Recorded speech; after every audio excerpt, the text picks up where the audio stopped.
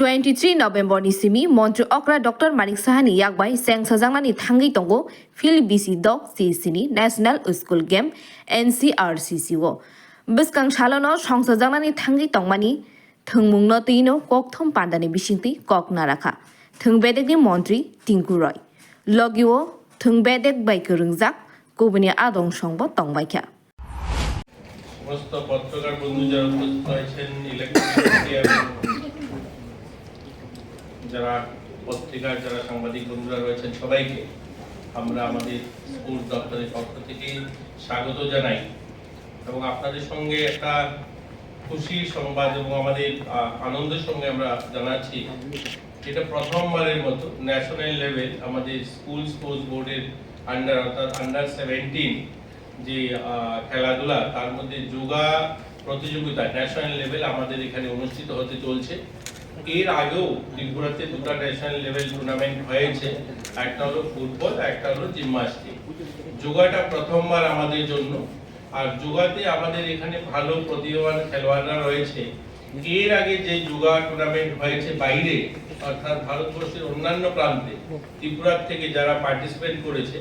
17-18 তে আমাদের এখানকার ছেলেমেয়েরা যারা গিয়েছিল তারাও কিন্তু ভালো সংখ্যায় তারা মেডেল নিয়ে এসেছিল এরকম আন্ডার 17 আন্ডার 14 যারা ছিল তখনকার সময় যারা পার্টিসিপেট করেছে সেখানেও মেডেল সংখ্যা খুব ভালো ছিল গোল্ড 3টে সিলভার 5টা ব্রোঞ্জ 5টা ছিল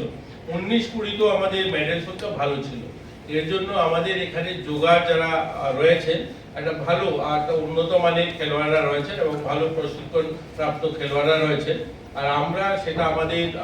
সেন্ট্রাল থেকে আমাদেরকে সেই দায়িত্ব দেওয়া হয়েছে যে ন্যাশনাল লেভেল যোগা কম্পিটিশন আমাদের এখানে হবে স্কুল লেভেলে তো সেই হিসাবে আমরা এখানে সেটা অনুষ্ঠিত করতে চলছি 23 তারিখ থেকে 27 তারিখ অবধি অর্থাৎ আজকেই সারা দেশ থেকে ছেলেমেয়েরা আসতে শুরু করেছে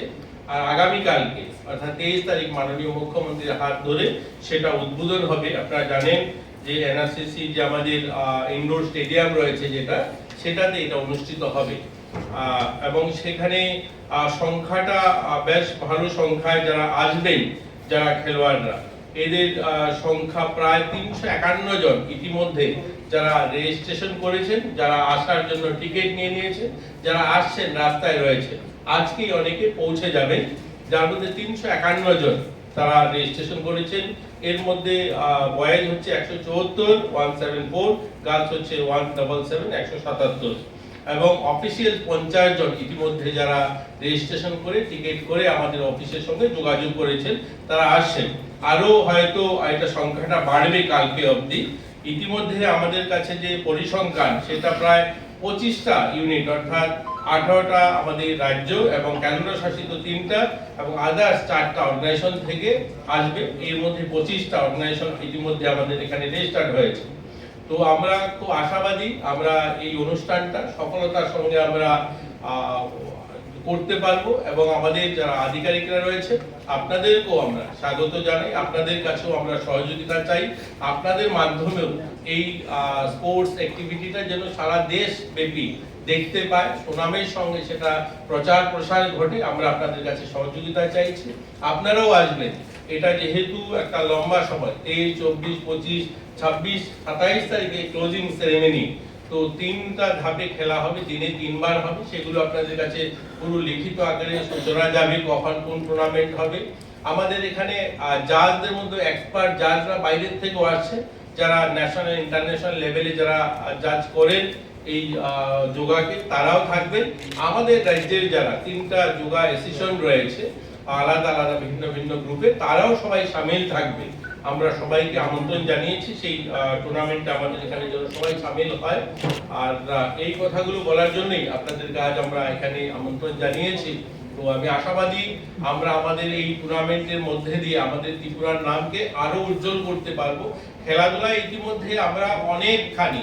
আমরা সময় সময় আপনাদের সঙ্গে হয়তো আমরা বসার সুযোগ পাই না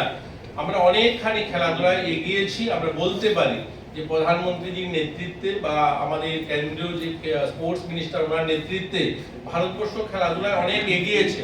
এই গত দুদিন আগেই যখন আমরা ওয়ার্ল্ড কাপ দেখলাম ক্রিকেটে অনেকেই হতাশ হতে পারেন বলে স্যার আপনি বলছেন খেলাধুলা ওয়ার্ল্ড কাপ হেরেছে কিন্তু আমরা এটাও দেখেছি যে ভারত একটা সময় উগান্ডা, নাইজেরিয়া, কেনিয়া এই সমস্ত দেশ থেকেও নিচে থাকতো আমাদের মেডেল সংখ্যা। এবার যখন এশিয়ান গেমস হয়েছে যেখানে 110টা মেডেল এনেছে ভারত, এটা ফার্স্ট টাইম দেশ স্বাধীনতা 77 বছর পর এরকম রেকর্ড যে একসঙ্গে 110টা মেডেল আমাদের ভারতের ছেলেমেয়েরা নিয়েছে। এর মধ্যে আমাদের ত্রিপুরারও রয়েছে। আমরা দেখেছি পেরা যে হয়েছে এশিয়ান গেমস, সেখানে 111টা মেডেল এসেছে। আমরা দেখেছি আমাদের ভারতের মেয়েকে দুটো হাত নেই, তীরন্দাজ গোল্ড মেডেল, সিলভার মেডেল জিতেছে। তো এখন আমাদের রাজ্যেও এই ধরনের ভালো ভালো ছেলে মেয়েরা